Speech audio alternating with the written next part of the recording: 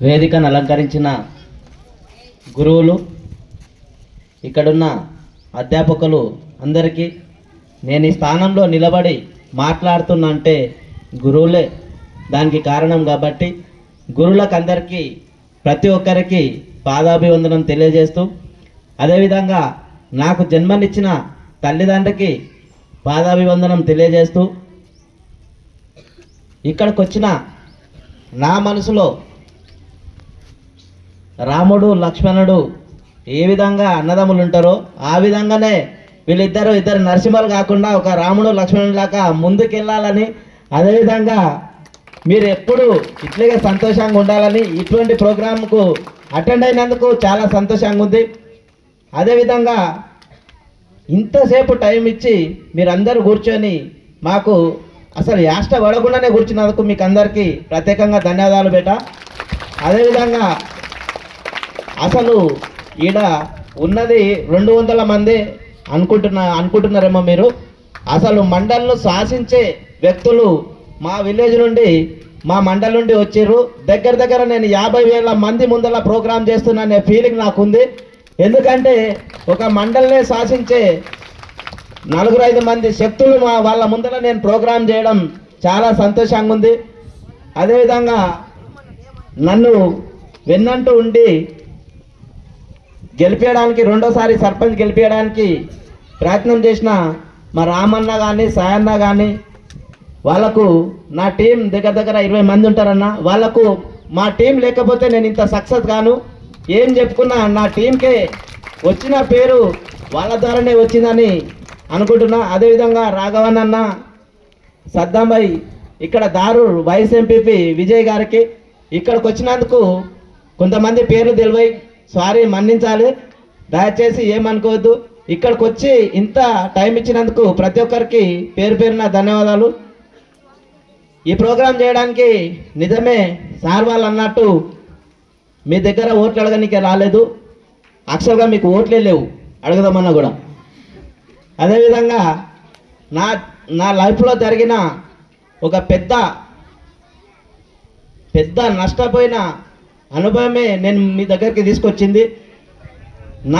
నేను నా లైఫ్లో ఏదైతే కోల్పోవద్దు అనుకున్నామో అది కోల్పోయినా. కాబట్టి మీరు ఆ విషయాన్ని కోల్పోవద్దనే ఆలోచనతో ఈ ప్రోగ్రాం ఇప్పటికీ 90,000 మంది స్టూడెంట్స్ టోటల్ పూర్తి చేయడం జరిగింది. దగ్గర 5 లక్షల మందికి ఈ ప్రోగ్రాం తీసుకెళ్ళడానికి ప్రయత్నం జరుగుతుంది. అదేవిధంగా మా అమ్మ సేమ్ దగ్గర 12 సంవత్సరాల క్రితం ప్రతి ఒక్కరు మీలాగానే మాకు కూడా అమ్మ ఉండే. అమ్మ చిన్న గొడవల వల్ల అమ్మను 2 రోజులు మాట్లాడలేను. 2 రోజులు మాట్లాడలేను. 3వ రోజు నిజానికి సార్ ఎప్పుడు చూసిండో నా ఇన్స్టాగ్రామ్ కానీ నా లైఫ్లో అనుభవించిన కొన్ని విషయాలు సార్ చెప్పడం జరిగింది. Thank you sir. అదేవిధంగా మా అమ్మ 3వ రోజు అమ్మను మాట్లాడదాము అనే ఆలోచనతోని ముందుకెంకై లేదు, ఇంకా నా ఈగో ఉంది కాబట్టి మాట్లాడలేకపోయినా. అప్పటికి ముందే 2 రోజులు నేను మాట్లాడలేకపోయినా. 3వ రోజు అమ్మ నా మీద ప్రేమతోని వీడు 2 రోజుల సంది యాక్చువల్గా అన్నం లేకుంటే 2 రోజులు కూడా బతకము. అమ్మకు తెలియకుండా ఏనో ఒక తాను తింటాం కాబట్టి అమ్మకు మన మీద ఉన్న ప్రేమ ఆమె ఏం చేసింది, నా కొడుకు 2 రోజుల సంది తింటలేడు అని చెప్పి ఉదయం 4 గంటలకే లేచి నా కోసం అన్నం వండింది. అన్నం వండి నన్ను లేవు బేటా, నువ్వు 2 రోజులు అయింది, అసలు నా ముందర తింటలేవు, ఎందుకు అట్లా చేస్తున్నావు, తినబెట్ట అంట అని చెప్పి అమ్మని అప్పటికే నన్ను లేపింది. నేను మాట్లాడకుండా వెళ్ళిపోయి నేను బయటకు పోయేసి తిరిగేసి ఒక ½ అన్ అవర్ ముందర ఇంటికి వచ్చి చూసేసరికి సగం అన్నం ఉడికింది, సగం అన్నం ఉడకలేదు. ఒక బోగాని సైడ్కు వంగింది. అప్పుడు కట్టెలపోయి ఉండే బోగాని సైడ్కు వంగింది. అమ్మ పక్కనే పడిపోయింది. అరే అమ్మ ఏమైంది ఇట్లా పడిపోయిందని చెప్పి లేపితే లేదు, అది ఏదో ఇబ్బంది ఉన్నదన్న అని చెప్పి అప్పుడే ఆటోలు వేసుకొని వికారాబాద్ మిషన్ హాస్పిటల్కి తీసుకెళ్ళినా. అప్పటికే మిషన్ హాస్పిటల్ వాళ్ళు చెప్పారు మీ అమ్మ లేదు, చనిపోయిందని.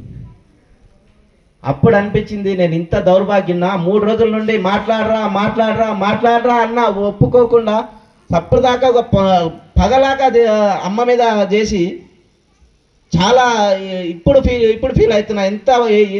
ఎన్ని బాధలు పడ్డా కూడా ఇప్పుడు అమ్మ తిరిగి లేవదు కాబట్టి, ఇప్పుడు అనుకుంటే లాభం లేదు కాబట్టి దయచేసి ఒక్కటే చెప్తున్నా బేట, ఎంతసేపు ఒక మాట అన్న కూడా మీరు మాటను మళ్ళీ ఒక 10 నిమిషాలు మనసులో పెట్టుకొని మళ్ళీ అమ్మతో మాట్లాడి, నేను చేసిన తప్పు మీకు చేతులు ఎత్తి దండం పెడుతున్నా, మీరు చేయొద్దు ప్లీజ్. దయచేసి చెప్తున్నా, ఇంతకు మించి ఏం లేదు. మీరు అమ్మ నాన్నలను మంచిగా చూసుకునే ఆలోచనతోనే ఈ ప్రోగ్రాం చేస్తున్నా కాబట్టి. అదేవిధంగా నేను నిన్న ఒక చిన్న వీడియో చూసిన బేట, ఆ వీడియో చూడంగానే నిజానికి నాకు కళ్ళల్లో నీళ్ళు సడన్గా వచ్చినాయి. బాబు చిన్నగా ఉంటాడు, వాడు స్కూల్కి వెళ్తుంటాడు. వాళ్ళ స్కూల్ పక్క నుండి వెళ్తుంటే బొందలగడ్డ ఉంటుంది. ఆ బొందలగడ్డ పక్క పొడితే పోతుంటే వాళ్ళ అమ్మ శ్మశానం ఉంటుంది.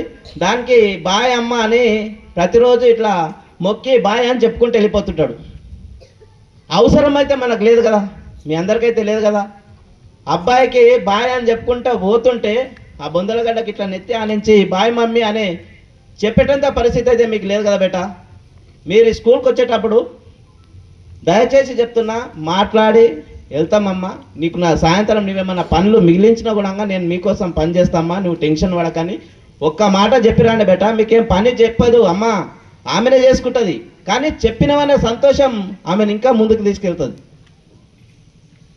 అదేవిధంగా ఈ ప్రపంచంలో నేను ఒక్కటే నమ్ముతా బేట, కొన్ని లక్షలు కోట్లు 1000 కోట్లు సంపాదించినోడే ధనవంతుడు కాదు. తల్లిదండ్రి ఒక కన్నీటి చుక్కను కూడా కింద రాలనీయకుండా చూసిన వాడే ధనవంతుడుగా ఫీల్ అవుతా. కాబట్టి దయచేసి నేను చేసిన తప్పు మీరు ఎవరు చేయొద్దని, ముఖ్యంగా చైర్మన్ గారికి ప్రత్యేకంగా ధన్యవాదాలు. ఇంత మంచి ప్రోగ్రాం మీరు నిర్వహించినందుకు. సరే పిల్లలు తక్కువ పర్వాలేదు కానీ మంచి ప్రోగ్రాం సక్సెస్ చేసిరన్న. ఈ టెంటు అసలు అవుతుందా కదా అన్న ఆలోచనతో నరసింహన్న కానీ వాళ్ళ టీం వాళ్ళందరూ కలిసి తొందరగా చేసిరన్న. మీకు ప్రత్యేకంగా ధన్యవాదాలన్న. నా ఒక్క రిక్వెస్ట్ మీ ఇద్దరికి, మీరు మనస్పర్ధలు రాకుండా రాముడు లక్ష్మణుడు ఎట్లయితే ఉంటారో మీరిద్దరు చనిపోయినంత వరకు కూడా ఒకటిగా ఉండాలని నా ఒక కోరిక.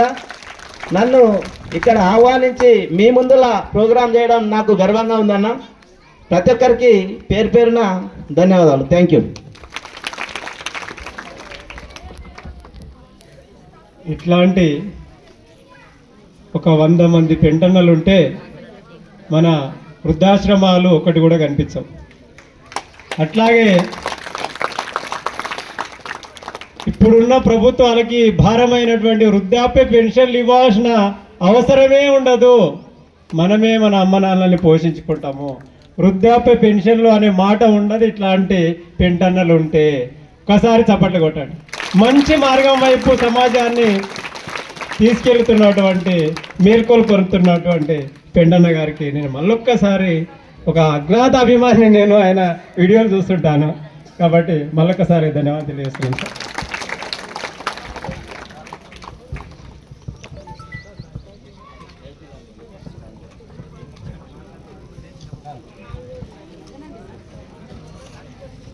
మిత్రులంతా అక్కడ కూర్చున్న మిత్రులంతా స్టేజ్ పైకి రావాలి.